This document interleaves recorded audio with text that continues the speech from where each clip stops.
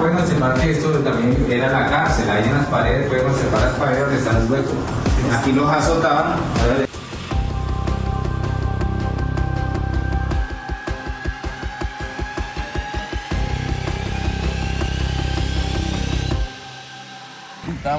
Me he afeitado. Como a las 10. Ey, guapísimos aquí, jetadas. Me estaba rascando la nariz.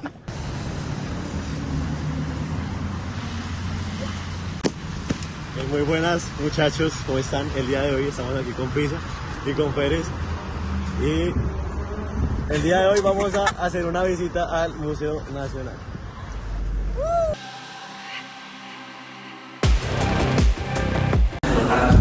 Bueno, venimos a aprender un poco sobre la cultura de Colombia y sobre el bien y el mal que se presenta en nuestra vida.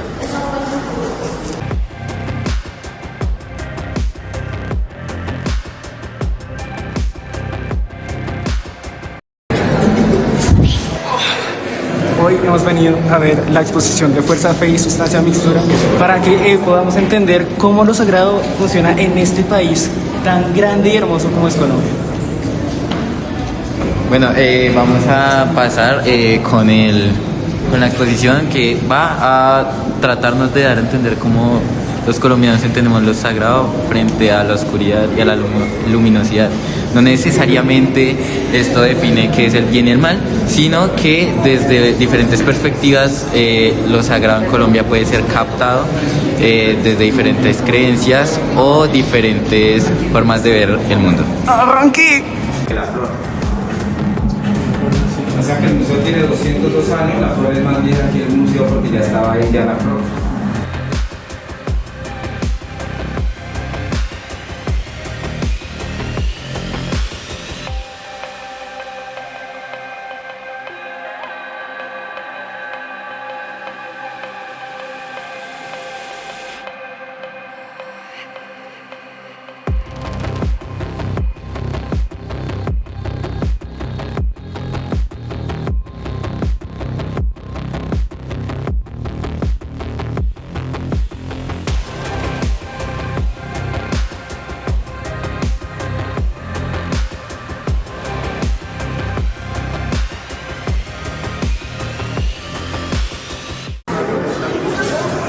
Pero antes de ir a la exposición hay una duda que nos surge y es ¿qué es lo que verdaderamente diferencia lo sagrado de lo profano? ¿Es acaso la naturaleza como tal del objeto o la mirada del ser humano que lo contempla?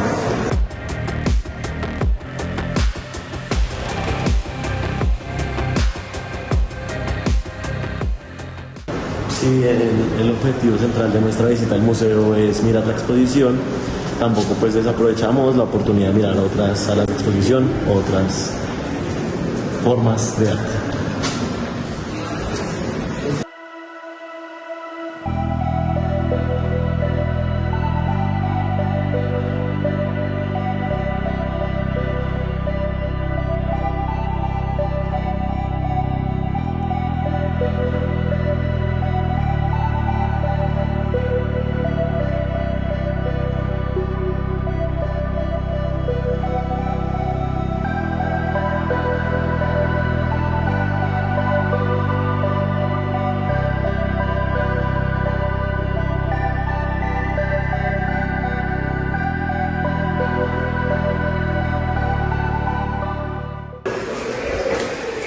Antes de entrar más a profundidad con nuestra exposición, decidimos pasar por este pasillo, ya que nos hizo despertar nuestro sentido de identidad y pertenencia en nuestro gran país y despertó nuestro sentido de conciencia frente a la colonización, los conflictos de ideologías, las guerras, la guerra de los 1000 días, todo eso nos hizo gozar y...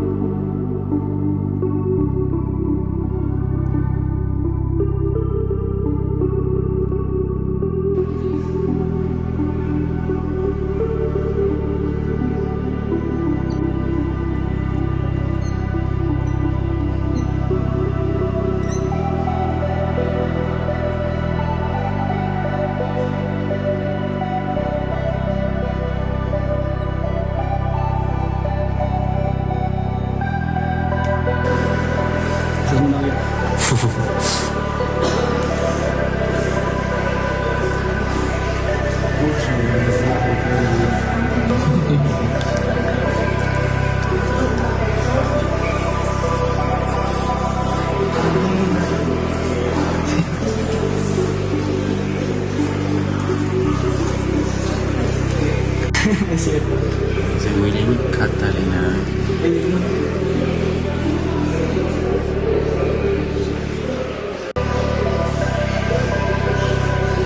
Quien fuera docente de la Universidad Nacional cuando Gutiérrez Restrepo fue asesinado por la policía durante la celebración del Día del Estudiante, el 8 de junio del 54.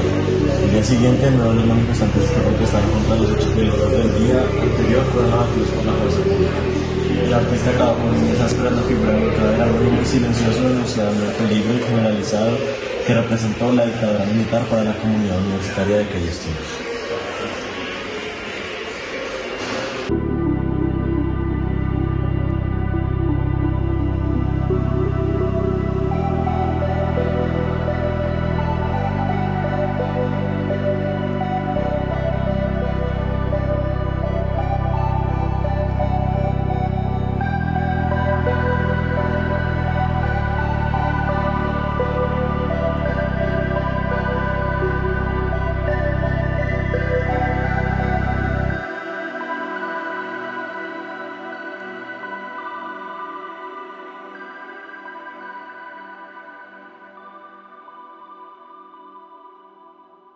Esto nos hace reflexionar un poco acerca de nuestro territorio, las luchas que tuvimos que tener en el pasado para defender lo que es nuestra cultura y nuestro sentido de pertenencia.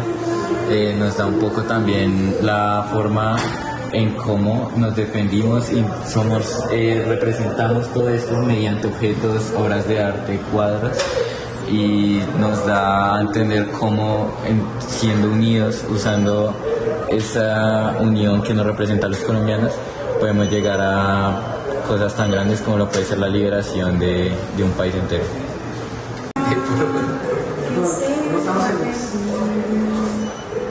Una manzana que siga feliz. Yo le daré una, yo le daré dos, yo le daré una, yo le daré dos.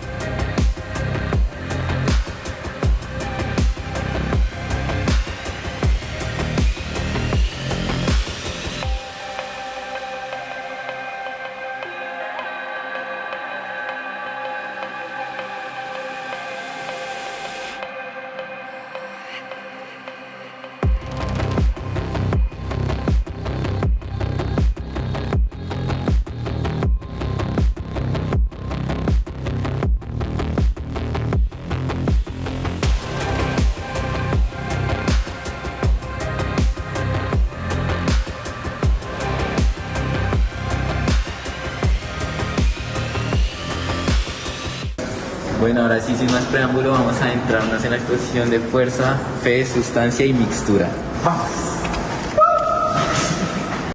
Aquí esperando al camarada ruso, al camarada manchado. Chévere, no llega nunca. El cubano. El parce la cita era a las 11 y salió de las 11 de la casa. Valentina, pásale. 5 veces que es como la una. Venga, Valentina, nos cobraron 4.000 a todos, ¿sabes? Sí, no es gratis. la plata. Gracias. No era gratis. Sí, no. Y creo que a todos los de Cafama, así que nos debes 4.000 por 3.000 por estudiantes, ¿cuánto es? Pisa no pagó su entrada.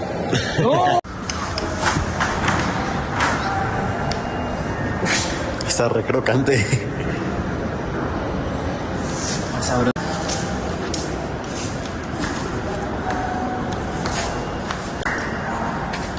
Grana que va a ser una 360 grados salto mortal.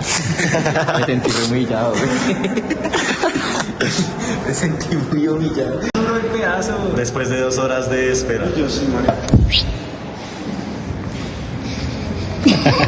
Después de mucho y después de visitar las primeras exposiciones, vamos por fin a la que tenemos que ir, parcelitos. Una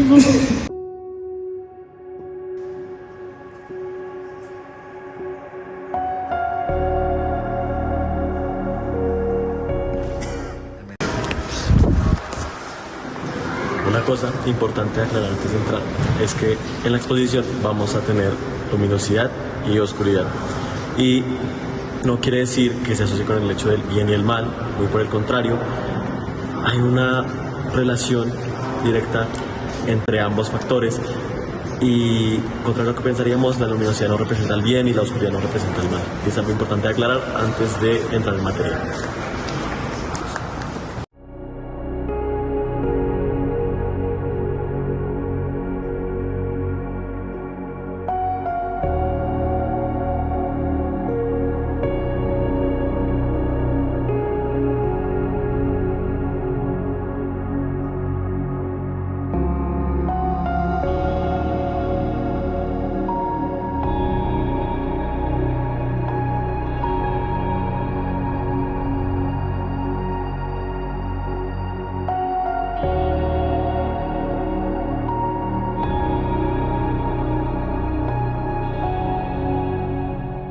Pues ya aquí un poco en tranquilidad, aquí aprovechando este espacio de los sofás, pues vamos a ir al grano, a lo que nos compete en el video. Cortan porque ya no sé qué más decir. Una señora me pagó la entrada.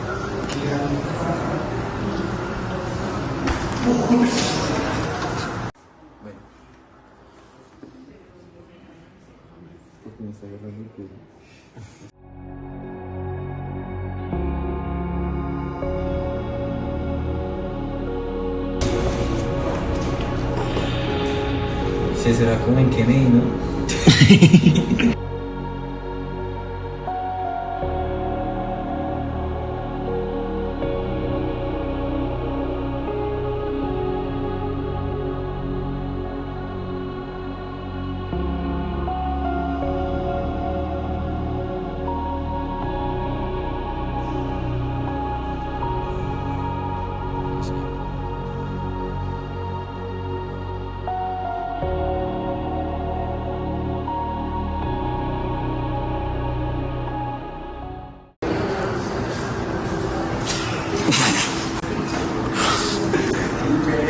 Colombia, ¿no? Porque llegué tarde.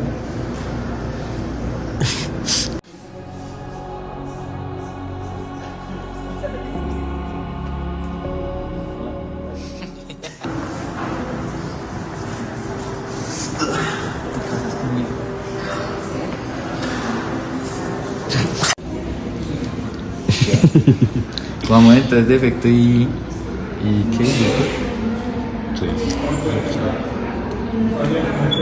No toquen. Porque coffee, Ey, ¿qué juego? ahí grabado. Espere, ese man tocó, El de azul eso. está tocando. Estamos haciendo primera vez de la vida. Tema central, escoger con atención de la posición y un tema relacionado con esta función. Para los que luego realizar con la estructura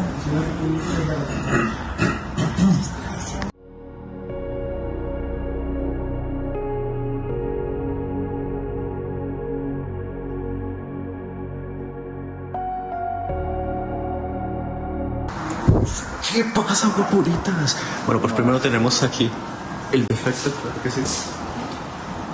Entonces, desde la idea de la religión, hemos sacado que normalmente se suele ver mal a las personas por distintos defectos y se les suele castigar por ellos. Entonces, cosas como defectos en la piel o cuando alguna persona es atractiva se le trata peor también a su vez. Pues ese tipo de cosas también han sido demonizadas por varias religiones y aquí podemos ver un video muy ilustrativo en donde se toma conciencia de esos defectos y en cambio eso se utiliza para ver una visión mucho más bonita de ella.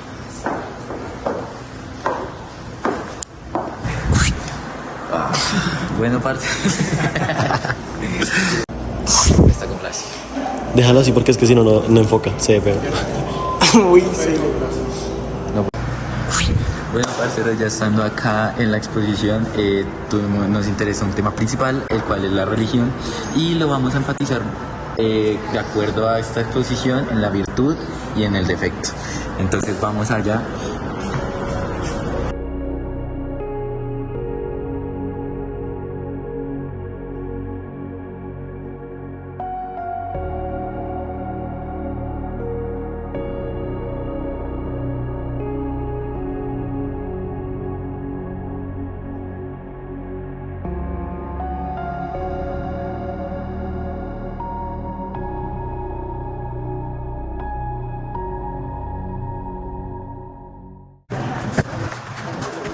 Bueno, según nos datos que estuve diciendo, es la religión cristiana, la cual nos habla de que es una hierarquía cristiana, que según ellos tenemos a este elemento, siendo sus... Otra vez. No, se me fue, lo tenía. Ay, yo me tengo que ir. Bueno, acercándonos más a este concepto de virtud, hablaremos sobre la religión, bueno, daré un ejemplo sobre la religión católico-cristiana. Bueno, este ejemplo lo dio el mismo. El punto es que vemos cómo esta religión se divide entre órdenes y estatutos, los ángeles, Dios, y ellos imponen sobre nosotros esta hierofanía que sería la luz. Ellos dicen que siguiendo su sistema impuesto sobre nosotros de moralidad, viéramos a la luz y todos nuestros pecados, que serían en este caso nuestros defectos, serán limpiados y purificados de nuestra alma. ¿Sí? No parece que no es todo, pero pues es ese ejemplo.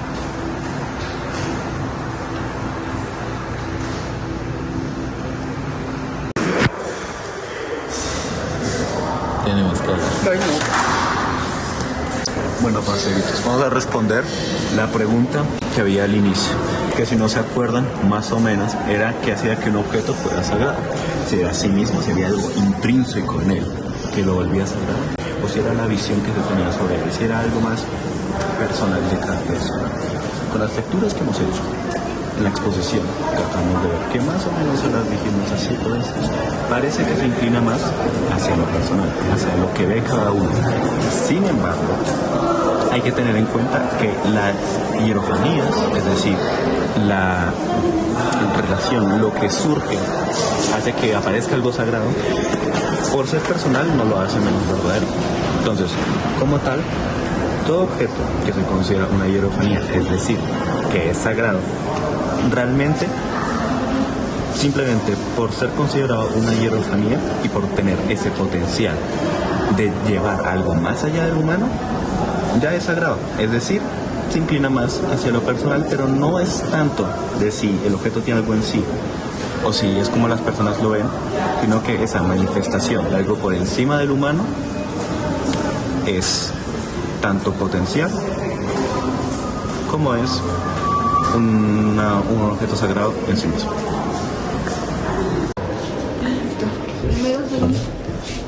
No, alumno.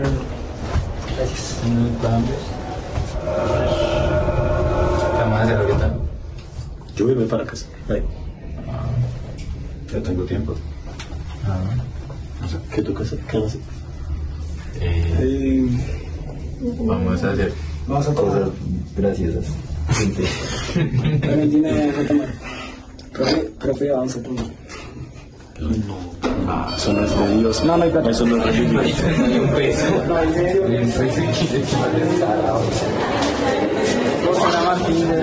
¿Dónde está el Martín? ¿Dónde está el Martocho? ¿No estaba como por allá? IRL buscando a Martín.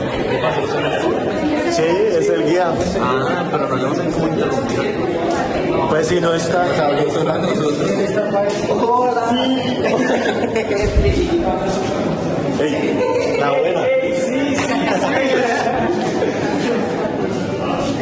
Aguántese, señor. ¿Dónde está el Martín? Si el Martín cambió de género. No, pero aquí ya no está. Ahora se llama Martina la Peligrosa. Vamos a salir de la calle. ¿De la calle? Vamos a... Ay, como los clips estos de preguntas de la gente de calle. No, pero no habitante de calle sin duda. Ah, no, pues, me cagaste la magia. No, parce, es mala idea. Una piedra. ¿Qué opinas sobre la religión y Pues ya me va a acabar la con la iglesia. Vamos a entrevistar a alguien real acá. Va. Mami, a un policía. A un policía. Ah, pero tengo que ir por las maletas, ¿no? Vamos por las maletas. Está debajo. No. Muchachos. Vamos a ver la tienda. vamos al baño? Nos cerraron. Espera. Vamos al baño.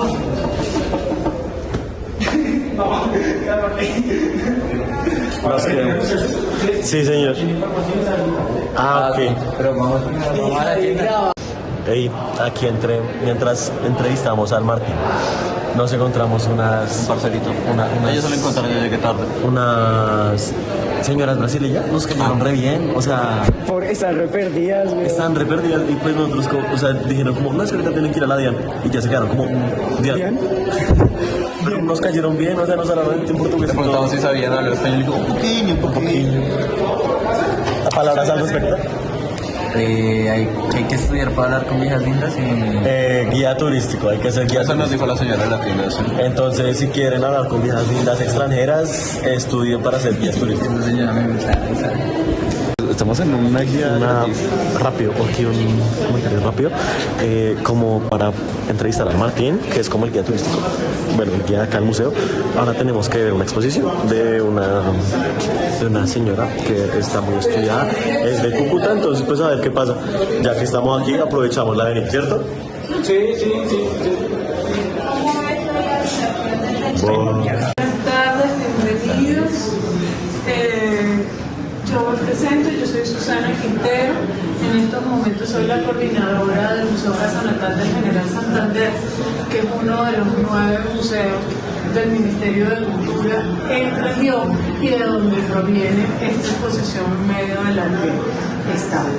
El conversatorio, el título, oigan, no les olvidé. El título tiene un poco de provocación de esta invitación a que nos pensemos qué es la frontera, lo que ha sido la frontera entre Colombia y Venezuela a lo largo de la historia. La exposición tiene 3 piezas, luego... Martín, mucho gusto.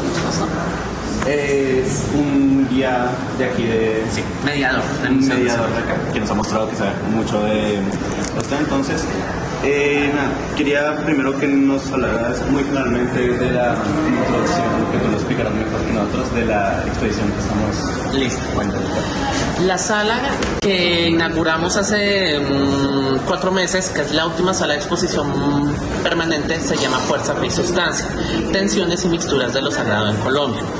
Esta sala tiene varios elementos que la hacen única y especial. Primero, porque es una sala que habla de un tema que, pues, desde cualquier punto de vista es un tema muy delicado de tratar, un tema que genera acuerdos y desacuerdos, que es justamente sobre lo sagrado. Segundo, no es una sala que habla sobre las religiones que se hablan en Colombia, no. Es entender cómo los colombianos a lo largo de la historia hemos entendido y practicado rituales alrededor de lo sagrado y cómo eso que definimos sagrado desde nuestra visión del mundo define la manera en que hemos llevado la vida aquí en Colombia. Aparte, esta fue la primera sala en donde hubo una especie de trabajo de co-creación. ¿A qué me refiero? No solamente fueron académicos o la gente del museo que preparó la sala, también ahí participaron líderes religiosos indígenas, afrocolombianos, protestantes, musulmanes, judíos. O sea, intentamos que todas las comunidades también aportaran, dieran sus opiniones, sus retroalimentaciones, con las cuales se pudiera organizar una sala en donde de alguna manera en lo posible, aunque sería imposible, de alguna manera en lo posible estuvieran todas las voces alrededor de cómo cada una de las diferentes sectores colombianos hablan o viven lo sagrado.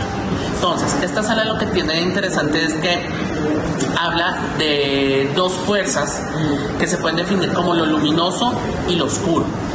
Desde la tradición judio-cristiana se habla como el bien y el mal, pero aquí no es así, es entender cómo en medio de esas dos fuerzas los colombianos hemos desarrollado lo sagrado, hemos desarrollado nuestras prácticas. Por ejemplo, como para algunas personas el goce de un carnaval es una manera de entender lo sagrado frente al dolor, por ejemplo, de ponerse unos cilicios en la rodilla, o por ejemplo los chicos de Buenaventura que se hacen aquí un sangrado conforme al Sagrado Corazón por una promesa para, por ejemplo, irse a Buenaventura.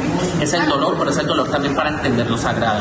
O por ejemplo, como en nuestras ciudades, además de los santos oficiales de la religión católica, veneramos a personajes que consideramos santos sin serlos oficialmente. Por ejemplo, Leo Cobo, el fundador de Bavaria, el que va todo el mundo a visitar en su tumba al cementerio central y hablar el oído para que cumpla. O por ejemplo, la devoción a las ánimas del purgatorio, las ánimas de las personas sin nombre en el cementerio del sur en Bogotá, ¿sí?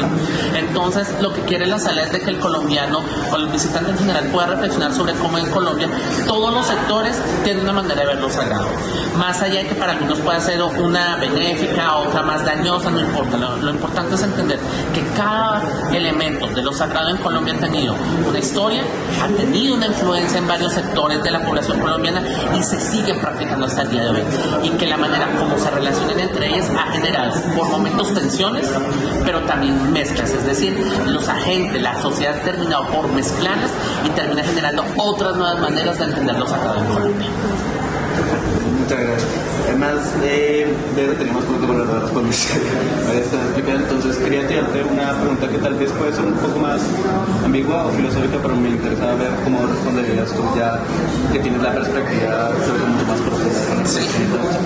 Que es ¿qué hace que algo sea, que un objeto sea sagrado realmente? Si depende únicamente de la visión de las personas o qué genera eso. Bueno, por lo general lo sagrado para las personas viene en principio de dos elementos. Primero el individual y luego el colectivo. El individual es cuando una persona siente que el objeto en sí tiene un atributo, o como se le dice en antropología, el numen.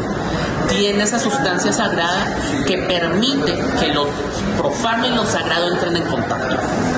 Entonces, cuando una persona tiene esa creencia de que un objeto en particular es la que permite la conexión con lo sagrado y que lo sagrado santifique lo profano, esa creencia empieza ya a llegar a diferentes personas.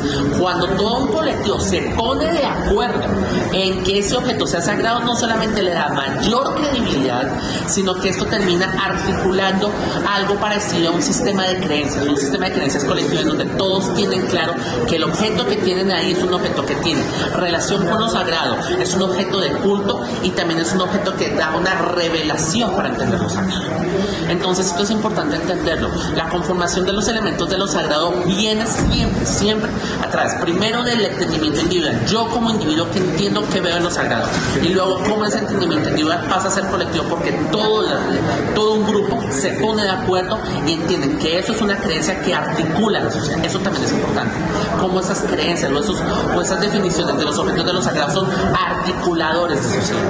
No son por separados. Terminan articulando y terminan generando hasta conciencia sobre cómo ellos se definen como sociedad frente a otras sociedades. ¿Tú de dónde dirías que viene ese deseo del humano de conectar con algo sagrado, algo que lo trascienda?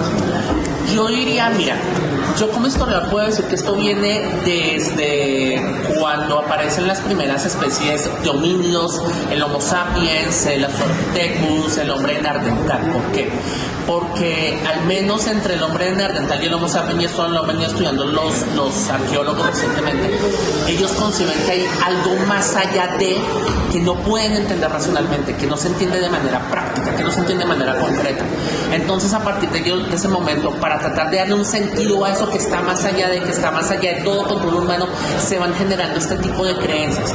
Y este tipo de creencias se genera alrededor de lo que tienen a la mano, que es la naturaleza. Entonces, al ver que ellos no pueden controlar fuerzas naturales como el viento, el fuego, el agua, esto lleva a que ellos vayan considerando que esos elementos tienen un poder sagrado, un numen, y que esto viene relacionado con una entidad que está más allá de todo entendimiento. Entonces esto lleva para que en esas primeras creencias se entienda la relación con el fuego, con el viento, con el agua, con los fenómenos celestes, el sol, la luna, el movimiento de las estrellas. Ya posteriormente, cuando aparezcan las primeras civilizaciones entre el 4000 y el 3000 antes de Cristo, ya esas culturas van creando sistemas religiosos en donde ya no se cree en fuerzas naturales, sino que esas fuerzas naturales son personificadas. Es decir, ya es una persona, es una fuerza, es una entidad la que detenta el poder y la que se termina convirtiendo en el intermediario entre lo sagrado y lo profano. Vale, y tú dirías que lo sagrado todavía a día de hoy es muy necesario, porque siento yo que es como una idea muy antropocentrista, en el sentido de que como nosotros creamos cosas, entonces también debe haber algo que nos creó a nosotros. No sé si tienes sentido lo que te estoy diciendo. Entonces, bueno, sí. A día de hoy con la ciencia. Sí.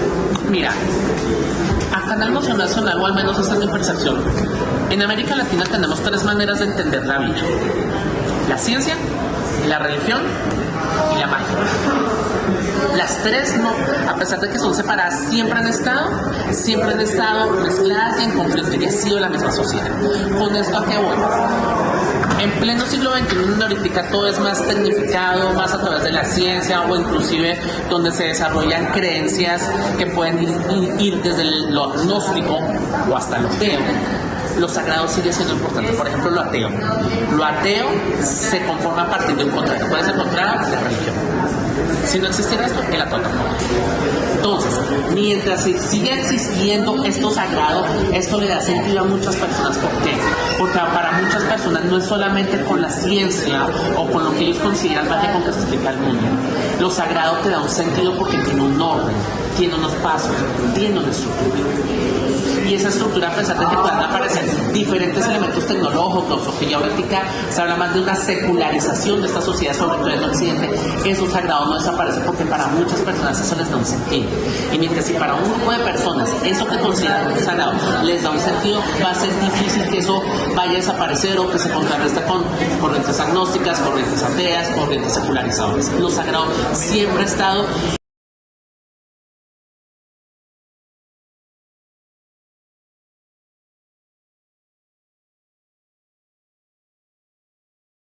Oigan, una vez. ¿Hecho? Hecho. Hecho. Hecho.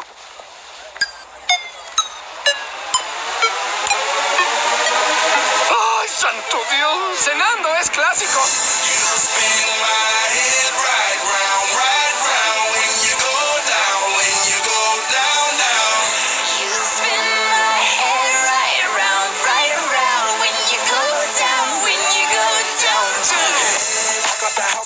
Hop in that window, I got places to go. People to see, time is precious. I look at my Cartier out of control. Just like my mind where I'm going. The women, the shorties know nothing but clothes.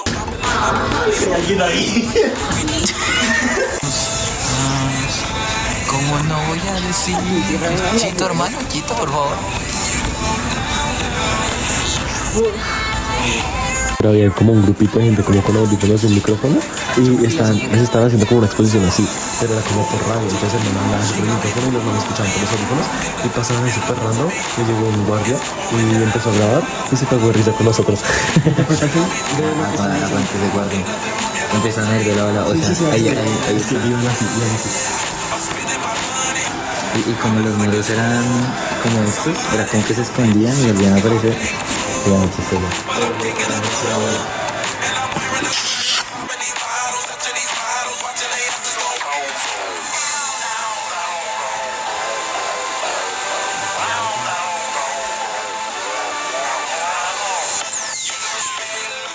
¿Por qué lloraban?